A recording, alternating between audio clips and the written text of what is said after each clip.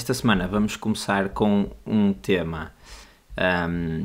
que está relacionado de certa forma com as eleições. Eu sei que já são muitos episódios a falar das eleições, mas as coisas continuam a acontecer. Mas está relacionado, mas tem outras nuances, que é o facto de a plataforma competidora do Twitter e do Threads, que se chama Blue Sky, que foi fundada pelo antigo fundador do Twitter, que era o Jack Dorsey, um dos cofundadores, ter ganho mais de 1 milhão de pessoas num dia, ali uma semaninha depois das eleições. Isto aconteceu mais ou menos, portanto, de 14 para 15 de novembro, ou seja, de quinta para sexta, e vem no advento de vários acontecimentos que eu vou falar. Primeiro, eu não sei se recorda há uns episódios atrás, quando eu falei do Twitter, do Brasil ter banido o Twitter, portanto o X neste caso, haver um êxodo gigante de pessoas para esta plataforma competidora para a Blue Sky, porque não queriam ir para o Threads, que era da Meta, e portanto não queriam estar dependentes outra vez de outro gigante tecnológico, então foram, digamos, para o primo mais indie destas plataformas. O Blue Sky é tal e qual como era o Twitter antigamente, o esquema de cores e tudo é azulinho, azul e preto, como era o Twitter antigamente, portanto veio mesmo repor a versão anterior do Twitter, mas tem algumas coisas interessantes que eu vou falar e que acho que da outra vez não falei, e se já falei, pronto, falo outra vez porque acho que são bastante interessantes. Mas pronto, eles ganharam 1 milhão de utilizadores porque, primeiro, foi a semana do Brasil, ou seja, isso já foi na altura, portanto não está diretamente relacionado agora, mas os dois grandes drivers agora deste êxodo que acaba por ser pequenino quando comparamos com o número de utilizadores total das outras duas plataformas, mas basicamente foram problemas de moderação no Threads e o resultado das eleições que, como nós sabemos, coloca Elon Musk numa posição bastante ligada ao governo americano. Agora, efetivamente, ele vai ser head ou cabecilha de um departamento de Government Efficiency, cuja sigla, eu não disse isto no episódio anterior, mas é Doge, que, pronto, Dogecoin, entretanto aquilo subiu e tal, Bitcoin também está em all-time high, $90 mil. Mas, se calhar para termos aqui uma noção do que é que isto significa, este 1 milhão de pessoas fez com que o número de utilizadores do Blue Sky tenha subido para 16 milhões. Ou seja, são relativamente poucos quando comparamos com os 200 milhões de utilizadores ativos, e estes 16 milhões do Blue Sky são totais. O Twitter tem 200 milhões de utilizadores ativos e o Threads tem 275 milhões de utilizadores ativos. O Threads também ganhou muito desde novembro, portanto desde o início de novembro. Aliás, desde o início dos últimos 3 meses, o Threads tem visto 1 milhão de sign-ups por dia. Portanto, uns quantos milhões a chegar, ou seja, isto culmina nos 275 milhões de active users que eles anunciaram. Mas então, quais é que foram estes problemas que levaram a malta a mudar de aplicação? Basicamente,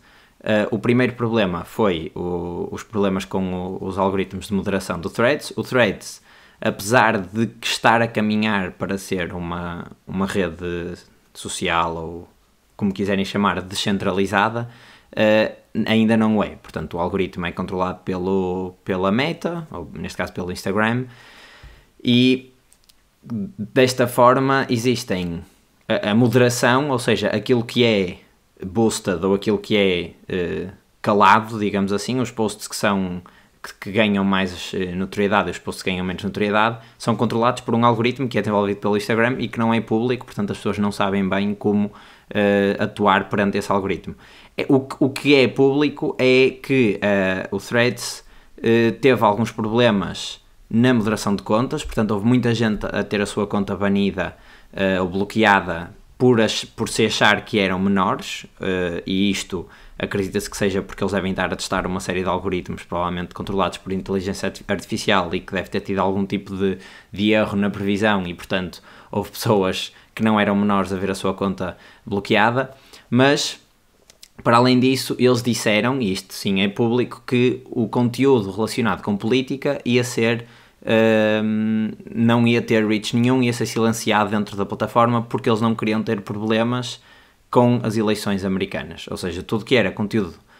político dentro do Threads ia acabar por não ter muito reach ou até ser eliminado. O que acontece é que as pessoas falam muito de política, principalmente nestas redes sociais de post de texto, como vemos no Twitter, não é? E não gostaram disto, então foram para outra rede social em que pudessem falar disso. Qual é que foi a questão? A questão é que o X, como está perante a ownership de Elon Musk, há certas posições políticas que não são muito favoráveis à plataforma, ou que a plataforma não acha muito favoráveis, e portanto também acaba por não ser um sítio muito simpático para quem discorda com grande parte das posições de Elon Musk, e já vamos discutir sobre isto, porque supostamente ele transformou aquilo numa aplicação de free speech, mas acho que há estudos que dizem que não é bem assim, e então foram para o Blue Sky. Qual é que é aqui a relevância de ter este Blue Sky? Portanto, o Blue Sky é uma rede social muito semelhante ao Twitter, como eu tinha dito, mas que atua numa coisa, num campo que é o Fediverse, e eu acho que também já falei sobre isso. Basicamente, o Blue Sky é uma user interface para interagir com uma plataforma de posts que pode ser global. O Threads também já permite, de certa forma, isto, ou seja, eu consigo postar noutras aplicações, nomeadamente no Mastodon, que é, digamos, o mais aberto de todos, ou seja, o Blue Sky ainda tem algumas coisas fechadinhas, o Mastodon é o mais aberto de todos, eu consigo postar no Mastodon e ler os posts no Threads, ou postar no Threads e ler os posts no Mastodon. E, portanto, num mundo ideal, todas as plataformas caminham para atuarem por cima desta plataforma comum, e a única coisa que as distingue é a user experience e a user interface, e portanto a plataforma que tiver a melhor user interface vai ter a maior parte dos utilizadores, mas que outros utilizadores podem consumir os mesmos posts noutras plataformas. Claro que isto não é tão bom, ou não cria efeitos de rede tão fortes como ter tudo fechado e os posts que são postados no Twitter só são vistos no Twitter, porque isso força as pessoas a irem ao Twitter e, portanto, mais visitas e, portanto, mais dinheiro de anúncios. O que acontece é que, pronto, o Blue Sky foi criado e o Mastodon foram criados já com o intuito de serem open source e terem uma série de melhorias ou de alterações que eles acham melhores, e uma das coisas que eu achei interessante e que estive aqui a ler foi que o Blue Sky lançou uma plataforma que, se eu não me engano, chama-se Ozone, que basicamente permite, exatamente, chama-se Ozone, que é uma ferramenta que permite que os utilizadores e as empresas e as instituições criem os seus próprios algoritmos de content moderation. E eu, como utilizador do Blue Sky, posso adotar um desses algoritmos. Portanto, o feed que eu vejo é curado por um algoritmo que eu sei exatamente quais é que são as regras que o regem,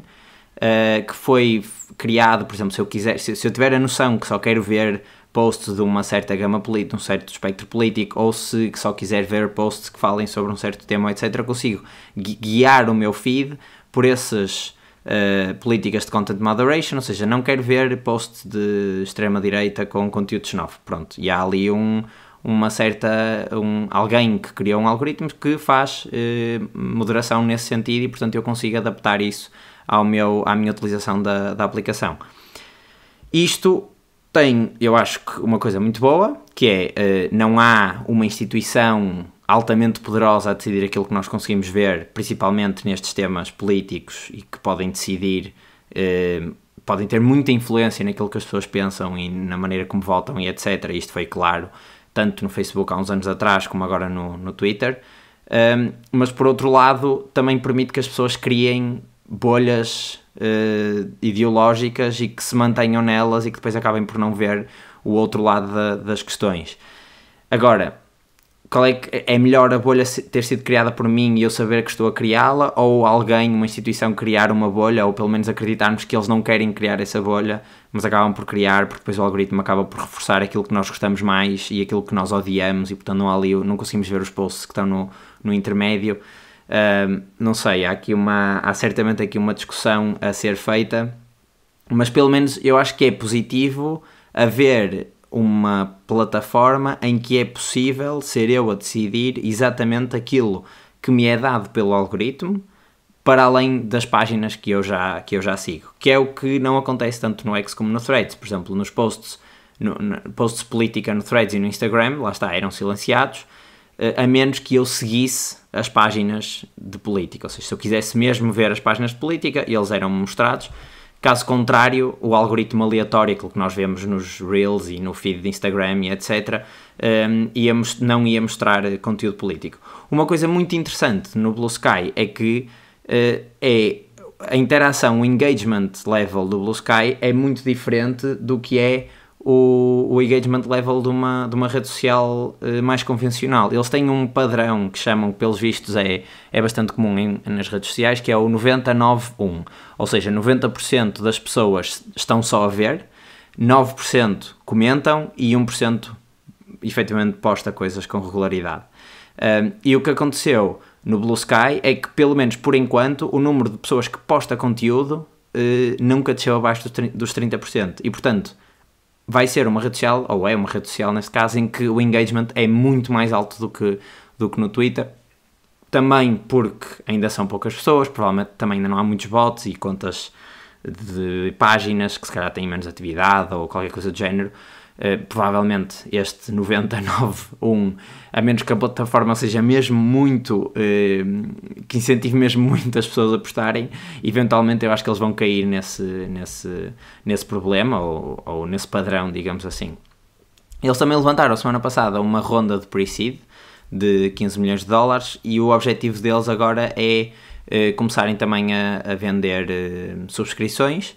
e, portanto, começar a faturar de alguma forma, provavelmente também adicionar ali algum tipo de ad para tornarem a plataforma mais rentável a longo prazo. Mas, pronto, passando este tema todo do Blue Sky à frente, eu acho que o mais interessante aqui é perceber como as pessoas, efetivamente, havendo a opção, escolhem mudar de aplicações. E que nós antes vivíamos num mundo em que só haviam 3 ou 4 grandes aplicações que tinham um efeito muito específico, ou seja, um propósito muito específico. Portanto, Instagram era para fotografias, antes disso era o Facebook para conectar com os amigos, depois tivemos o TikTok para vídeos, o Twitter para post de texto de género SMS. E, entretanto, de repente aparecem outras plataformas e outras opções e as pessoas, efetivamente, acabam por se mover para aquelas em que ou as pessoas já estão e, portanto, têm redes muito fortes, ou para as que lhes apresentam oportunidades melhores e que concordam mais com aquilo que estão a ver e, portanto, há, efetivamente, algum tipo de êxodo. Eu acho que as plataformas grandes ainda vão demorar muito tempo, ou seja, assumindo que isto se mantém assim, ainda vão demorar muito tempo a perder um número relevante de utilizadores, mas eu acho que efetivamente é bom termos estas opções todas e é bom as pessoas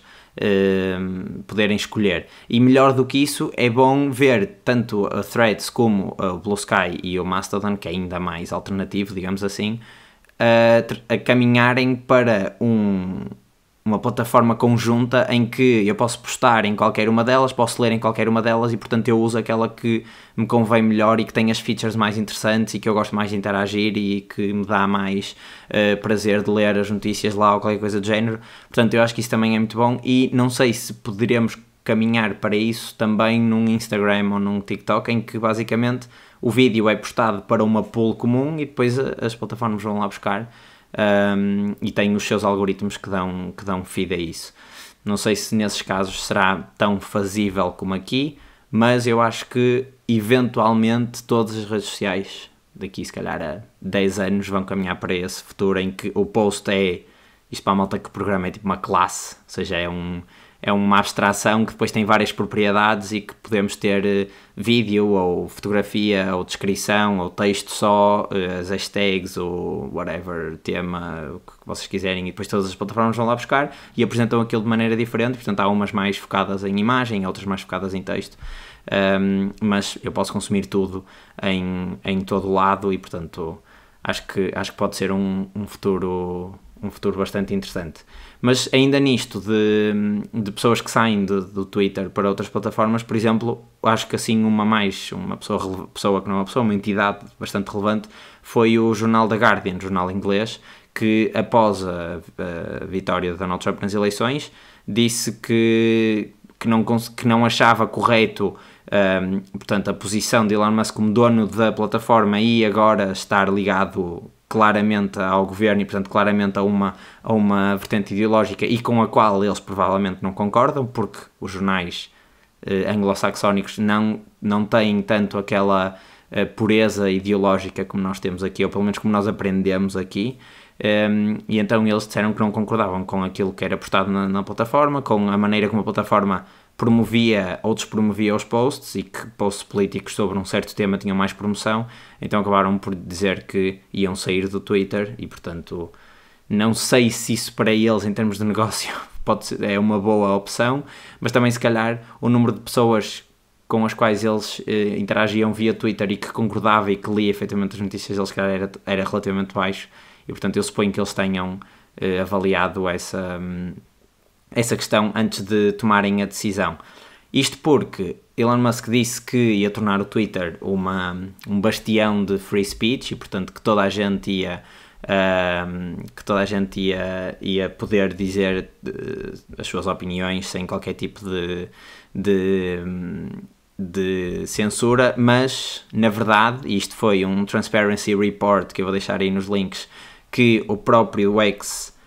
partilhou. O número de contas banidas no início, portanto, na primeira metade deste ano, foi 3 vezes mais alto do que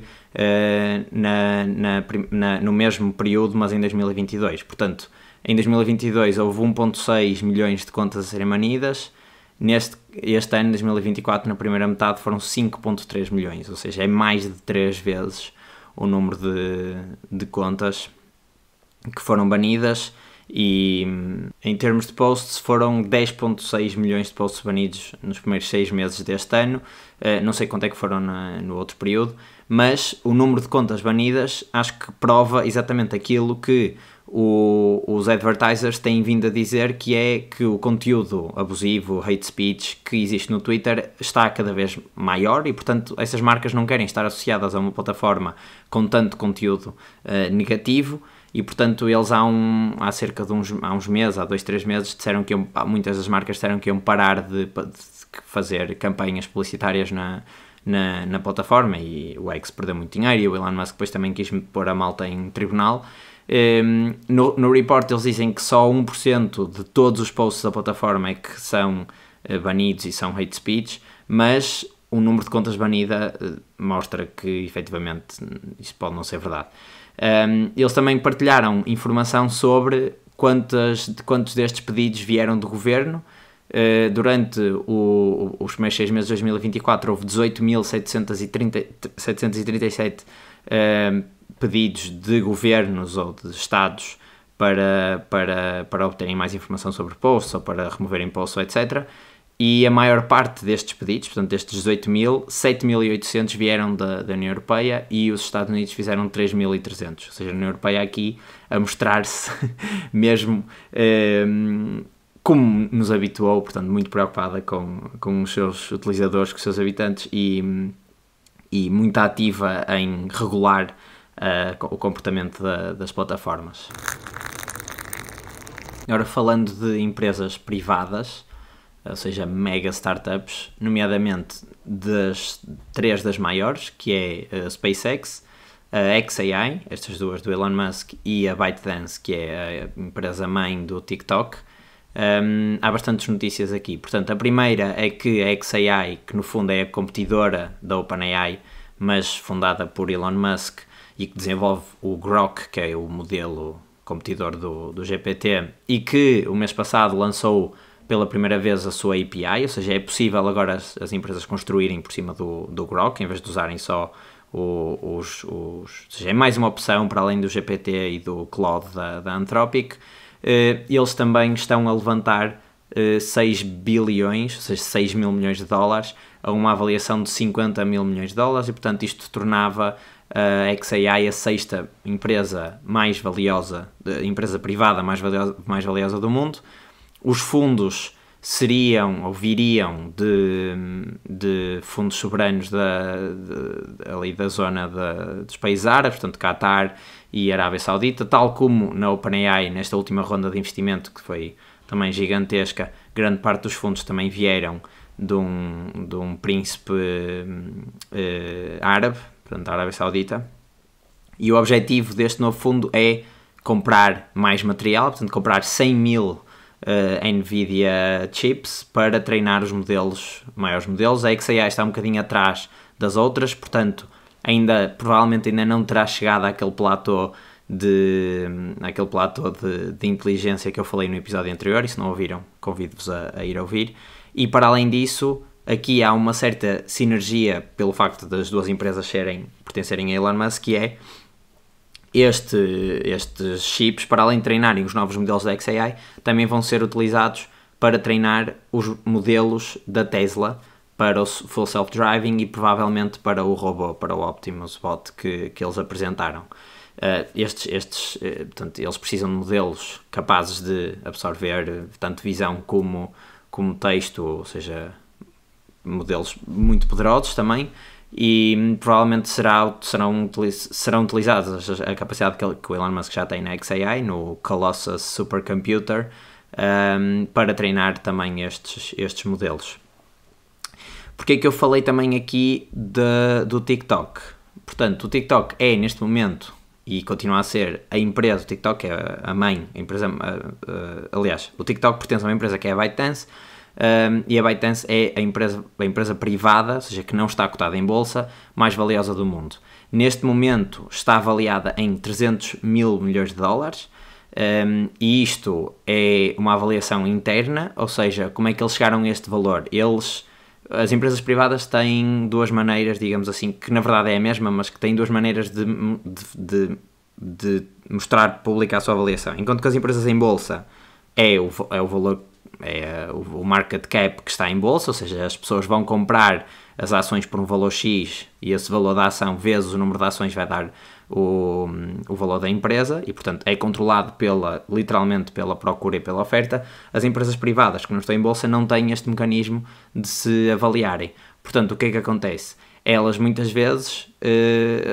as avaliações vêm nos momentos de investimento. Quando há uma nova ronda de investimento, a empresa é avaliada num valor X e, portanto, aquela ronda, os tais 6 mil milhões, por exemplo, vão comprar um número X de ações e que multiplicamos isso, fazendo o rácio, para o valor total das ações que existem e, portanto, temos a avaliação da empresa. A outra maneira é a mesma coisa, mas em vez de ser de investimento externo, é de investimento interno. Ou seja, eu, por exemplo, se trabalhasse na ByteDance, imaginem que eu tinha 1000 ações e os próprios donos da empresa podem querer recomprar as ações que me deram. E o valor ao qual eles compram essas ações, fazendo o rácio, transforma-se na avaliação. E, portanto, foi isso que eles fizeram. Eles recompraram, portanto, houve uma ação de compra interna e, normalmente, isto mostra muita confiança no futuro da empresa, porque se eu sou dono da empresa e estou a comprar mais ações, significa que eu acho que a empresa vai valorizar ainda mais, não é? Estou a gastar dinheiro na minha própria empresa. E, efetivamente, isto aconteceu logo a seguir também às eleições,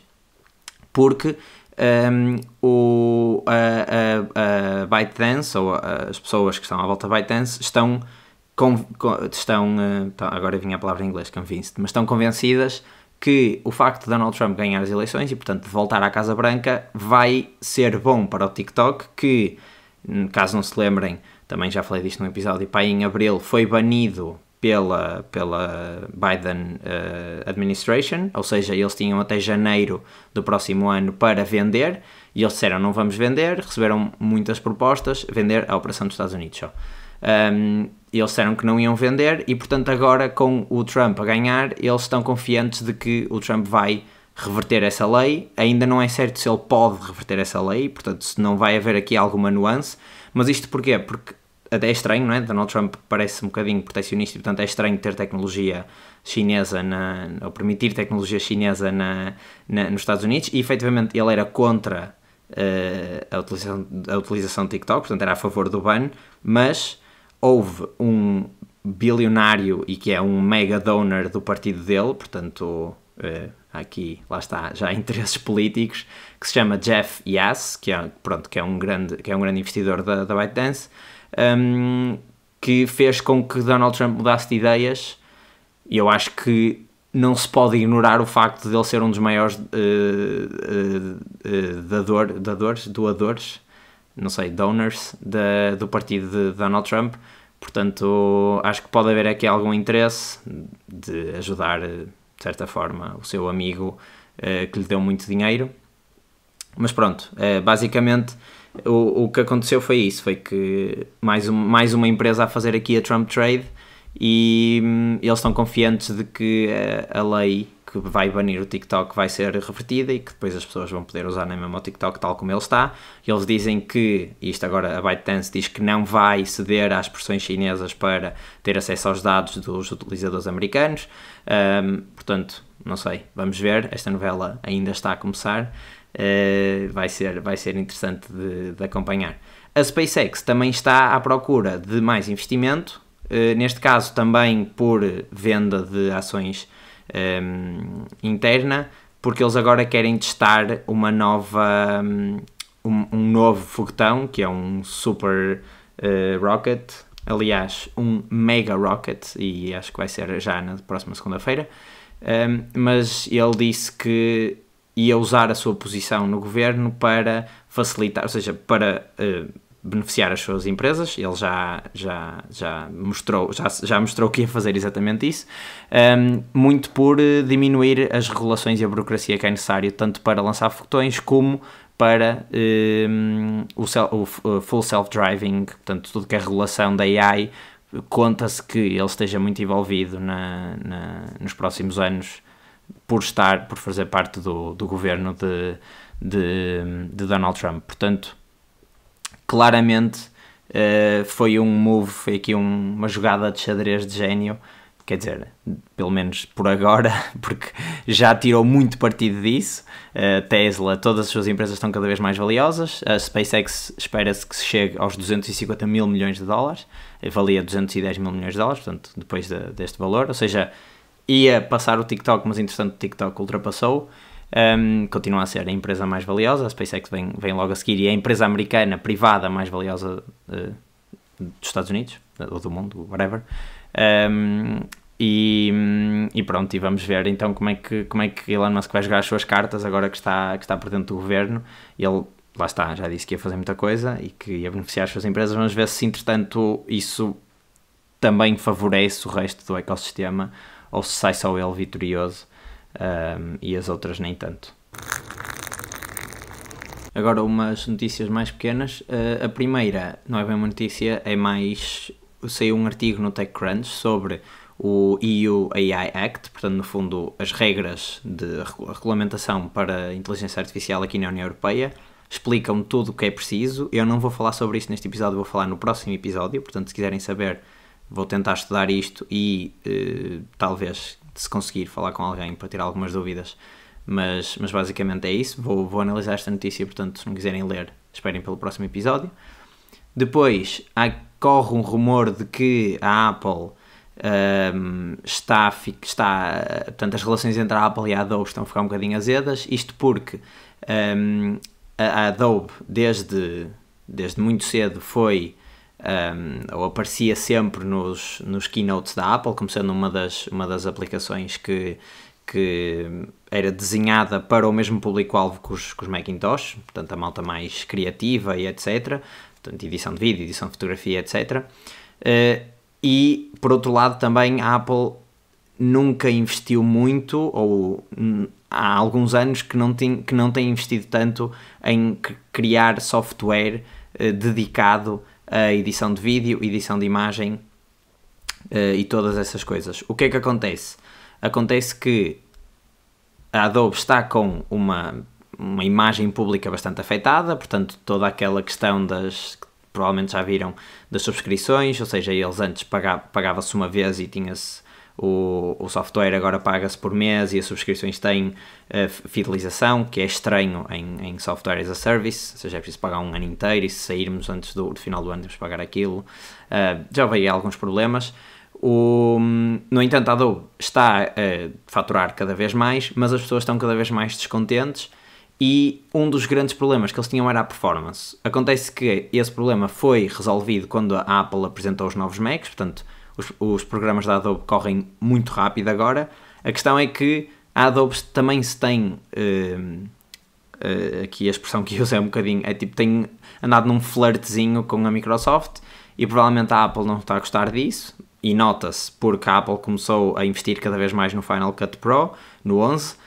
que é o novo e que vem com features que já são muito competitivas com o Premiere. Comprou agora uma aplicação de edição de fotos que se chama Photomator e que basicamente o objetivo será competir com o Lightroom Pro, que é o software da Adobe, e era assim o único software de edição de imagem que faltava à Apple para ter uma suite inteira, tanto de captura de fotografia, porque eles vendem o que é a câmara mais popular do mundo, que é a câmara do iPhone. Vendem depois também software para edição de vídeo e software agora para edição de imagem. Eles há uns anos mataram o desenvolvimento de uma aplicação que se chamava Aperture e diz-se que seria para dar espaço ao Lightroom, mas lá está, esta aproximação entre a Adobe e a Windows, que fecharam uma série de contratos, acho que não tem deixado a Apple muito contente, e portanto eu acho que eles agora vão fazer um push e tentar capitalizar no facto da Adobe estar com uma imagem negativa perante os utilizadores. Portanto, vamos ver como é que isto corre. Entretanto,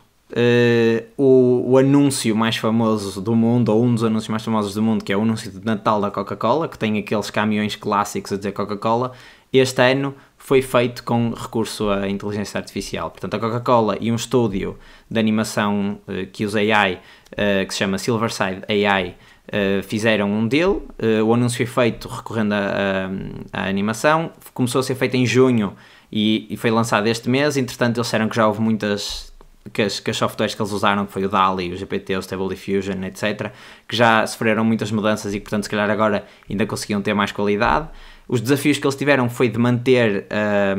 a uniformidade da animação, da qualidade da animação e, portanto, dos gráficos, etc., nas imagens, mas pronto, lá conseguiram depois com alguma correção por cima, e a Coca-Cola pediu-lhes para fazer anúncios focados em cada mercado, e eles fizeram 110 versões dos anúncios, com algumas diferenças pequeninas, por exemplo, as skylines estarem adaptadas aos sítios em que os anúncios vão passar. Eu não sei se isto vai dar na televisão aqui em Portugal, mas se tiver, estejam atentos a ver se conseguem reparar em algum artefacto da inteligência artificial, portanto, do facto de ter sido produzido com AI, e vou deixar também o link para vocês verem. A Amazon apresentou a sua loja de descontos, em que todos os itens vão ser abaixo de $20, e isto, eu também já tinha falado sobre isto, vai ser para competir com a Temu e a Shein. O tempo de entrega vai ser muito mais alto, portanto vão ser 2 semanas em vez do habitual Next Day Delivery ou Same Day Delivery, e efetivamente as coisas vêm da China, portanto vai ser mesmo tal e qual para competir com a Temu. Muito provavelmente muitos dos fornecedores serão os mesmos, eles dizem que vão estar um bocadinho mais em cima da qualidade e etc, até para reduzir os custos de returns e assim, porque pronto, neste caso, como os produtos são tão baratos, não faz sentido ter isso. E a última é que o MBWay, a partir de 2025, vai permitir enviar dinheiro para os seus counterparts espanhóis e italianos, portanto vamos poder fazer peer-to-peer,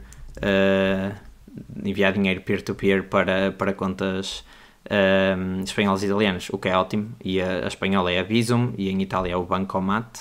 e vice-versa, ou seja, provavelmente isto evoluirá para uma EU Open App, ou seja, enviar dinheiro para qualquer conta da União Europeia, porque efetivamente bancariamente isso já é possível. Estas plataformas é que têm protocolos que depois acabam por não permitir estas comunicações. E pronto, é isto por esta semana. Voltei aqui ao meu estúdio habitual, que é o meu quarto. Espero que tenham gostado. Mais uma vez, o que eu vos peço mais é que partilhem isto com alguém, que se subscrevam, não deixem de comentar se acharam alguma coisa engraçada ou se acharam alguma coisa interessante e enviar-me notícias e etc. E vemo-nos para a próxima semana.